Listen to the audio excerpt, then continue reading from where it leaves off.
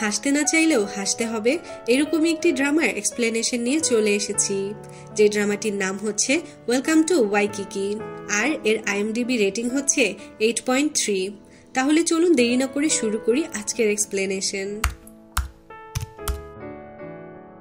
এপিসোডের শুরুতে দেখানো হয় সিওজিন একটি ইন্টারভিউতে যায়, তবে তার ইন্টারভিউটা ভালো হয় না, তাই সে অনেক মন খারাপ করে থাকে, যার ফলে সে খাওয়া ও শেভিং করাও বন্ধ করে দিয়েছে। বাসার সবাই তাকে বোঝাতে আসলে সে তাকে একা ছেড়ে দিতে বলে। জঙ্কি তখন সিওজিনকে বলে লাইফে তো হার জিত থাকবেই, এতে ভেঙে পড়লে তো চলবে না। কিন্তু সিওজিন কারো কথা শুনতে রাজি না। এটা দেখে ডঙ্গুর অনেক রাগ হয়।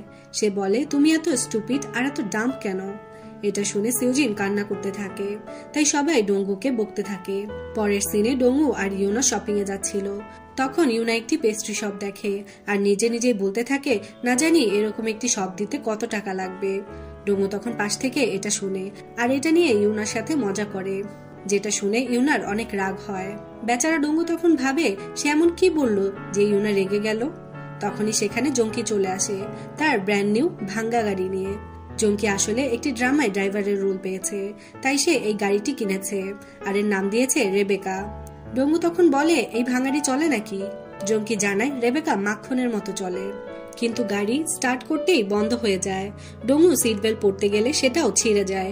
জঙ্কি বলে আরে সমস্যা নেই, ওইটা আমি সেলাই করে দিব। এরপর হ্যান্ডেল ধরতে গেলে সেটাও ভেঙে যায়। ডঙ্গু ভয়ে গাড়ি থেকে বের হতে চায়, তবে সেটাও খুলছিল না। জঙ্কি আবারও বলে আরে সমস্যা নেই, আমি বাইরে থেকে খুলে দিব। এরপর তারা কোনোভাবে বাসায় আসে। ডঙ্গু আর ইউনার তো ভয়ে মুখ চুপসে গিয়েছিল। তখন সিওজিন রুম থেকে বের হয় আর তার এই উদাস চেহারা দেখে ডঙ্গু ইউনাকে বলে সে যেন সিওজিনকে বাইরে থেকে ঘুরিয়ে নিয়ে আসে, তাহলে হয়তো সিওজিনের ভালো লাগবে।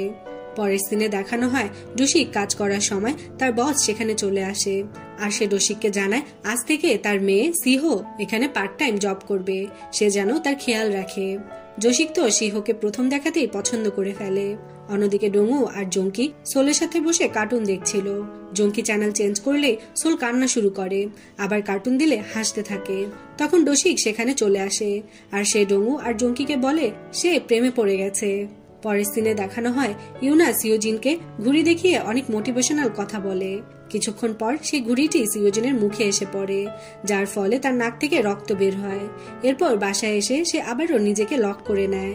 তখন ডঙ্গু বলে আমি তোমার থেকে ভালো মোটিভেট করতে পারবো, আর তাই পরের দিন সে সিওজিনকে নিয়ে বের হয়। সে ইউনার মতোই মোটিভেশনাল স্পিচ দেয়। এরপর সে বলে চলো আমরা পাহাড় থেকে নামার রেস করি। এই বলে সে দৌড় দিতে গেলেই পা মুচকে পড়ে যায়, যার ফলে সিওজিনকে তাকে পিঠে নিয়ে নিচে নামতে হয়। অন্যদিকে ডোশিক সিহোর সাথে কথা বলতে বলতে ভুলবশত তাকে অ্যারোটিক মুভি পাঠিয়ে দেয়। যখন ডোশিক এটা বুঝতে পারে তখন সে তাড়াতাড়ি সিহোর বাড়িতে যেতে থাকে, যেন সে তার ফোনটি থেকে সেটা ডিলিট করতে পারে। কিন্তু সিহোর সাথে তার রাস্তায় দেখা হয়ে যায়। সিহো তার বাবার সাথে কোথাও একটা যাচ্ছিল।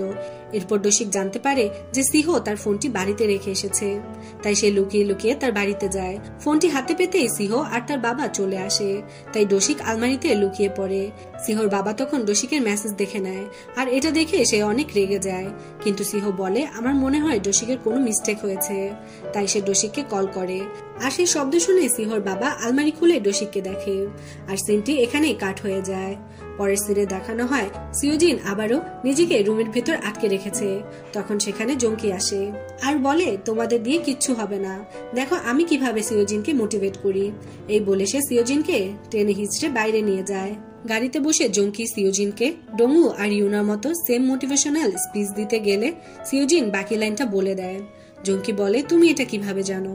সিওজিন জানায় সে এবার নিয়ে 3 বার এটা শুনেছে আর সে এখন বাসায় যেতে চায়। এরপর তারা গাড়িতে যাওয়ার সময় একটি পেপার গ্লাসে এসে আটকে যায়। জঙ্কি সিওজিনকে সেটা হাত দিয়ে সরাতে বলে। সিওজিন সেটা সরাতে গেলে তার হাত আটকে যায়। রোডের মধ্যে একটি কাপল ঝগড়া করছিল আর সিওজিনের হাতটি তার গালে জোরে লেগে যায়, যার ফলে তাদেরকে থানায় আসতে হয়। সিওজিন আর জঙ্কিকে ছাড়াতে ইউনা আর ডঙ্গু থানায় চলে আসে আর তখন পুলিশরা ডোশিককেও সেখানে নিয়ে আসে। ডোশিক ডঙ্গুকে দেখে কান্না শুরু করে দেয়। এরপর তাদের ছেড়ে দেওয়া হয়। জঙ্কি তখন সিওজিনের কাছে মাফ চাইতে থাকে আর বলে সে সিওজিনের খুশির জন্য সবকিছু করতে পারবে, তার জন্য যদি এই ঠান্ডায় তার কাপড়ও খুলতে হয় সে সেটাও করবে। সিওজিন বলে ঠিক আছে তাহলে খুলো। এটা বলে সিওজিন চলেই যাচ্ছিল, তখন জঙ্কি সত্যি সত্যি তার জামা কাপড় খুলতে থাকে। জঙ্কিকে দেখে ডোশিক আর ডুঙ্গো একই কাজ করতে থাকে আর সাথে অনেক মোটিভেশনাল কথা বলতে থাকে। সিওজিন এটা দেখে হাসতে থাকে আর তাদের কাপড় পরে নিতে বলে। তখনই সেখানে পুলিশ চলে আসে আর তাদের পিছু করতে থাকে। পরের সিনে দেখানো হয় সবাই মিলে ঘর পরিষ্কার করছে, কারণ তাদের গেস্ট হাউসে আজ কিছু নতুন গেস্ট আসবে। আর তখনই সিওজিন দেখে ইউনার অনেক জ্বর এসেছে, তাই তাকে নিয়ে হসপিটালে চলে যায়। ডাক্তার তখন বলে ইউনার সোয়াইন ফ্লু হয়েছে। এটা শুনে তো তারা ভয় পেয়ে যায়। জঙ্গি তো একটু বেশিই ভয় পায়, যার কারণে সে রুম থেকেই বের হয়ে যায়। এরপর ডাক্তার কিছু ঔষধ লিখে দেয় আর তাকে কিছুদিন সবার থেকে আলাদা থাকতে বলে। বাড়িতে গিয়ে সবাই এই বিষয়ে কথা বলছিল।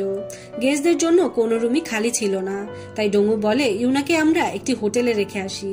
তখন জঙ্গি দূর থেকে বলে তুমি কেমন মানুষ যে একটা একা মেয়েকে হোটেলে রেখে আসতে চাও। তখন আমরা দেখি জঙ্কি আজব একটা মাস্ক পরে ঘরে ঘুরে বেড়াচ্ছে। এরপর ডোঙ্গু ইউনার জন্য ছাদে একটি টেন্ট লাগায়। তখন ডোশিক বলে এটা তো ঠিক আছে, কিন্তু ওয়াশরুমের কি হবে? তখন ডোঙ্গু তাদের প্রতিবেশী বাচ্চার পটি চেয়ার নিয়ে আসে। জঙ্কি এটা দেখে ডোঙ্গুকে নিষ্ঠুর বলে, কিন্তু ইউনা বলে সে এটাতে ম্যানেজ করে নিবে। পরের সিনে দেখা যায় সেই গেস্টগুলো চলে এসেছে। তখন ডোঙ্গুর শরীর খারাপ লাগলে জঙ্কি দেখে ডোঙ্গুরও জ্বর চলে এসেছে। আর এটা দেখে জঙ্কি অনেক ভয় পেয়ে যায়, তাই তাড়াতাড়ি সে সেখান থেকে চলে যায়। এরপর জঙ্কি ডোঙ্গুকে ইউনার সাথে সেই টেন্টে রেখে আসে। নেক্সট সিনে দেখানো হয় জঙ্কি তার গাড়ি নিয়ে শুটে যাচ্ছিল। তখনই পিছন থেকে গাড়িতে ধাক্কা লাগে। জঙ্কি বের হয়ে গাড়ির ওনারকে অনেক বকে আর তার কাছ থেকে তার নাম্বারটাও নেয়, যাতে গাড়ি রিপেয়ার করার সময় সে তাকে ফোন দিতে পারে।